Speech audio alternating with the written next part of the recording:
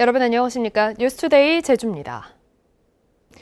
제주도가 신재생에너지 활용 방안 등을 담은 제주형 뉴딜 2.0 계획을 본격적으로 추진하기로 했습니다.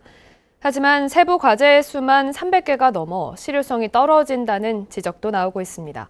김항섭 기자입니다. 제주 지역 전체 전력 생산의 19%를 차지하는 신재생 에너지. 하지만 태양광과 풍력이 동시에 가동되는 낮 시간대는 전기가 남아돌면서 강제로 출력을 제한하는 조치가 지난해에만 77차례, 올해도 지금까지 55차례 이뤄졌습니다. 이렇게 남는 전기를 수소 에너지로 만들어 저장하고 해저 케이블을 통해 육지로 역전송하거나 전기차 폐배터리를 전력 저장 장치로 활용하는 등의 분산 에너지 활성화 방안이 제주형 뉴딜 2.0 사업의 핵심인 그린 뉴딜 전략입니다. 신재생 에너지 생산, 저장, 활용 산업화의 선순환 생태계를 구축하고 수소, 전기차 연관 산업을 육성해서 국내외 탄소 중립을 선도해 나가겠습니다. 또 빅데이터와 디지털 기술을 활용한 디지털 뉴딜과 청년층과 취약계층 지원을 강화하는 휴먼 뉴딜에 이와 연관된 지역 균형 뉴딜까지. 제주도는 제주형 뉴딜 사업을 3+1 체계로 확대하고 오는 2025년까지 예산 6조 4천억 원을 들여 일자리 4만 5천여 개를 새로 만든다는 계획입니다. 중앙부처 사업에 반영될 수 있도록 도의회 전문가들과 함께 긴밀하게 소통하며 연구하고 발전시켜 나가겠습니다. 이를 위한 분야별 과제는 10개 핵심 과제를 포함해 311개로 지난해 10월 시작 이후 추진율은 10% 수준에 머물고 있습니다. 이 때문에 과제 수만 늘려 실효성이 떨어진다는 지적이 나오고 있습니다. 또 2025년도까지 추진을 해야 됨에도 불구하고 그 성과는 매우 미흡하다고 볼 수 있겠고요. 정말 중요한 것은 제주형 뉴딜 사업의 핵심 사업을 발굴하고 과제 목록을 세세히 공개하는 것이 필요하다고 생각을 합니다. 계획 수립 1년 만에 과제를 대폭 늘린 제주형 뉴딜 사업이 어느 정도의 성과를 거둘 수 있을지 관심이 쏠리고 있습니다. MBC 뉴스 김항섭입니다. 태양광과 풍력 등 신재생에너지 과잉 생산으로 인한 출력 제한 횟수가 오는 2034년에는 현재보다 4배 이상 늘어날 걸로 예측됐습니다. 국민의힘 양금희 국회의원이 제주에너지공사로부터 받은 자료에 따르면 2034년 제주 지역 신재생 에너지 발전량은 시간당 7,450기가와트로 작년보다 7배 가까이 증가하고 이에 따른 출력 제한 횟수는 326회로 4배 이상 늘어날 걸로 전망됐습니다. 양 의원은 남는 전력을 효율적으로 처리할 수 있는 대책 마련이 시급하다고 지적했습니다. 중증 환자의 집에 찾아갔던 방문 치료 간호사가 환자의 가족이 휘두른 흉기로 찔려 다쳤습니다. 흉기를 휘두른 가해자는 정신질 환자로 알려졌지만 간호사는 이 같은 사실을 모른 채 방문했다가 사고를 당했습니다. 박혜진 기자가 단독 취재했습니다. 거동이 불편한 환자의 집을 찾아가는 방문 치료 간호사인 A씨는 그제 오후 한 중증 환자의 집을 찾았습니다. 그런데 환자의 욕창을 치료하던 중 환자의 딸인 50대 여성이 갑자기 흉기를 휘둘렀습니다. A씨는 얼굴 쪽으로 날아드는 흉기를 막으려다 어깨와 손목, 손가락에 부상을 입었습니다. 집안에는 다른 가족들도 있었지만 갑작스럽게 벌어진 상황에 속수무책이었습니다. 후다가 하는 와중에 칼을 들고 이렇게 달려오는 거예요. 그래서 보자가 하는 도중에 전치를 뒷걸음질 치다가 찔린 거. 119에 신고한 뒤 집안에 숨어있던 A씨는 맨발로 달려나와 구급차에 간신히 올라탔습니다. 흉기를 휘두른 여성은 오랫동안 정신질환을 앓아왔고 평소에도 흉기를 지니고 다니는 등 이상 행동을 보여온 것으로 알려졌습니다. 하지만 피해 간호사는 이 같은 사실을 모른 채 환자의 가정을 방문해 왔습니다. 그 가족이 정신질환자는 것은 이미 데이터상으로 알고 있는 거잖아요. 그들은 알고 있었고 우리는 몰랐다는 거죠. 그게 키포인트입니다. 제주시의 방문 요양시설은 66곳, 방문 간호사도 1,400여 명이나 되지만 대부분 환자의 가정에 대한 정보는 모른 채 활동하고 있습니다. 이런 어르신 돌보는데 꼭 필요한 정보이기 때문에 이런 정보도 공유를 해주시고. 경찰은 가해자의 흉기를 압수하고 특수 상해 혐의로 수사하고 있습니다. MBC 뉴스 박혜진입니다. 최근 대출금을 저금리로 갈아타게 해준다며 돈만 받아 가로채는 전화금융사기가 끊이지 않고 있는데요.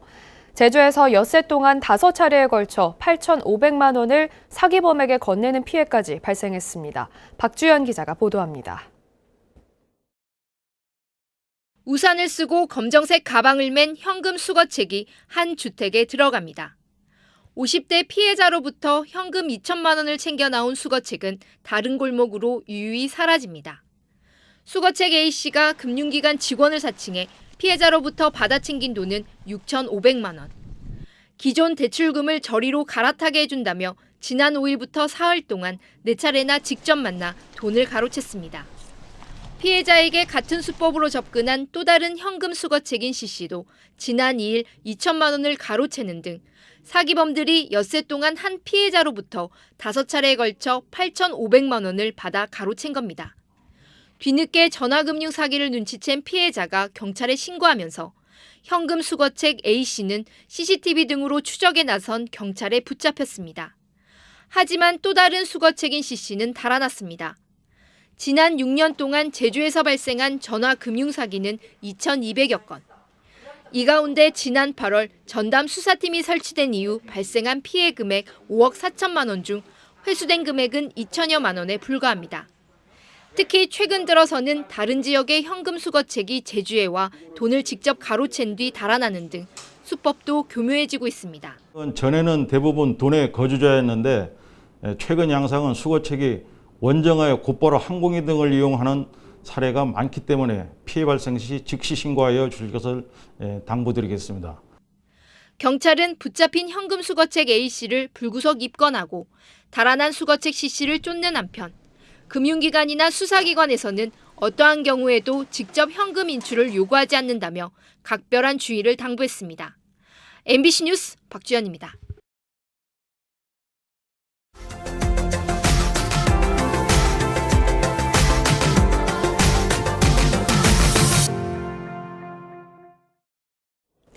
강원도 정선의 민둥산은 가을 정취를 느낄 수 있는 전국 3대 억새 군락지 중의 하나로 알려져 있는데요. 기후변화에다 외래종의 유입으로 자꾸만 개체 수가 줄어 명성이 흔들리고 있습니다. 급기야 주민들이 팔을 걷고 나서 토종 억새를 직접 복원하고 있습니다. MBC 강원 영동 이준호 기자가 취재했습니다. 한치 앞이 보이지 않는 안개 속을 뚫고 해발 1119m의 정상에 오르자 은빛으로 물든 억새가 바람을 타고 일렁입니다. 7부 능선에서 정상까지 66만 제곱미터 면적에 이르는 민둥산 억새 군락지입니다.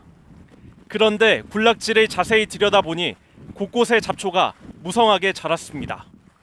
1980년대 중반 이후 억새 개체수가 줄고 있는데 외래종까지 퍼지고 있는 실정입니다. 억새 증식에 효과가 있다는 불 놓기가 시도되기도 했지만 성과는 크지 않았습니다. 해마다 이맘때면 축제가 열려 탐방객들이 찾고 있지만 억새를 지켜보는 마음은 안타깝습니다. 우리나라 향토수종들이 많이 보존되고 분포되고 그리고 잘 식물이 생장했으면 좋겠습니다. 급기야 마을 주민들이 토종 억새 살리기에 직접 나섰습니다. 최근 힘을 모아 토종 억새의 씨앗을 채취한 뒤 묘목으로 키워 17,000주를 다시 심었습니다. 내년엔 5만 주로 그 수를 늘려 민둥산 억새 군락지를 더 복원해 나갈 계획입니다. 이 취지가 앞으로 계속 운영이 돼서 억새를 관람할 수 있게 되면은 관광객들이 많이 찾아올 것 같습니다. 억새 군락지로 전국적인 명성을 지켜온 정선 민둥산의 토종 억새를 살리려는 주민들의 노력이 결실로 이어질지 관심이 쏠리고 있습니다. MBC 뉴스 이준호입니다.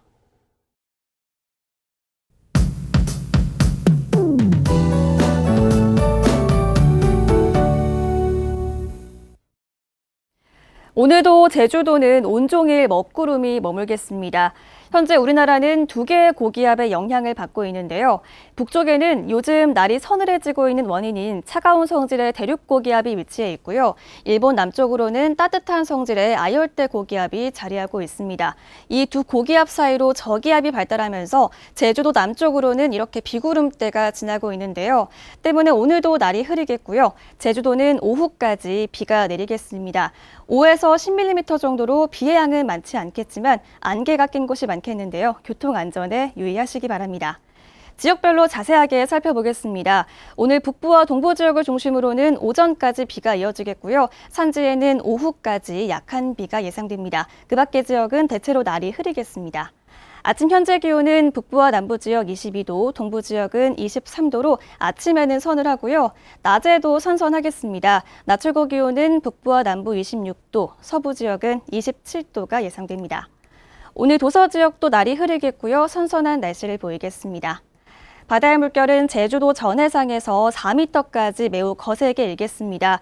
남해 서부 먼바다와 제주도 앞바다는 오늘 밤까지, 제주도 남쪽 먼바다는 내일까지 바람이 강하게 불겠는데요. 선박들은 유의하시기 바랍니다. 또 해안가에서는 너울성 파도가 갑자기 밀려올 수 있겠습니다. 해안가 접근은 자제하시기 바랍니다.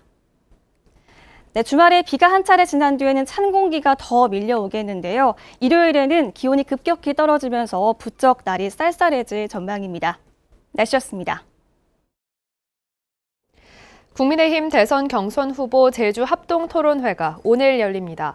제주 지역 지상파 3사 공동기획으로 KBS 제주에서 열리는 토론회에는 본경선에 오른 원희룡, 유승민, 윤석열, 홍준표 후보 4명이 참석해 제주 공약을 발표하고 주요 현안에 대한 난상 토론을 벌일 예정입니다. 제주 MBC는 토론회를 오늘 오후 5시 30분부터 90분 동안 TV와 유튜브 채널로 생중계합니다. 제주 지역 학교 비정규직 연대회의는 제주도 교육청 앞에서 기자회견을 열고 오는 20일 학교 급식과 돌봄을 포함한 모든 직종의 학교 비정규직 총파업을 진행한다고 밝혔습니다. 학교 비정규직 연대회의는 올해 6조 3천억 원이 편성됐지만 국가인권위와 정부 공무직위원회에서 임금 격차를 없애고 복리후생수당 차별을 없애라는 권고에도 제주도 교육청이 따르지 않아 비정규직 차별을 키우고 있다고 비판했습니다. 제주시 노형동 주민들로 구성된 미리네 공원 폐기물 처리 시설 반대 대책위원회는 제주시청 앞에서 집회를 열고 제주시가 폐기물 처리 시설 건축 허가를 철회하라고 촉구했습니다. 이들은 사업자 측이 자원순환시설을 설치한다고 하지만 실제로는 폐기물을 모아서 처리하는 쓰레기 처리장이 될 것이라며 주민 안전과 환경 오염 방지를 위해 사업을 백지화하라고 주장했습니다. 제4회 제주 4.3 평화상에 스웨덴 스톡홀름 국제평화연구소 댄 스미스 소장이 선정됐습니다. 댄 스미스 소장은 지난 1993년부터 8년 동안 오슬로 평화연구소 소장으로 재직하면서 내전 연구센터를 설립했고 2015년 스톡홀름 국제평화연구소 소장에 부임한 이후 갈등과 핵 확산 방지 등을 통해 한반도 평화 구축에 기여했다는 평가를 받고 있습니다. 한편 특별상에는 제주 4.3 한라산회가 선정됐습니다. 제주 서부경찰서는 신변보호를 요청한 중국인 여성을 폭행하고 달아난 혐의로 중국인 52살 A씨를 긴급 체포해 조사하고 있습니다. A씨는 그제 오후 4시쯤 제주 시내 모 호텔 식당에서 평소 알고 지내던 30대 중국인 여성 B씨를 폭행한 뒤 완도행 여객선을 타고 달아났다가 전남 경찰에 체포됐습니다. 한편 피해자 B씨는 최근 A씨로부터 수차례 협박성 휴대전화 문자 메시지를 받아 경찰에 신변보호를 요청했었습니다. 제주 지역 공시지가 상승으로 부동산 보유세 납부액 증가율이 최근 3년 동안 전국에서 가장 높았습니다. 박형수 국민의힘 국회의원이 국세청과 행정안전부에서 받은 국정감사 자료에 따르면 제주는 재산세와 종합부동산세 등 부동산 보유세 납부액이 지난해 2,700억 원으로 2017년보다 80% 증가해 전국 평균 46%를 크게 웃돌았습니다. 제주의 부동산 보유세 납부액 규모는 2017년 세종시보다 많은 전국 16위였으나 지난해에는 세종시와 전북, 광주, 충북보다 많아 전국 13위를 기록했습니다. 뉴스투데이 제주였습니다. 여러분 고맙습니다.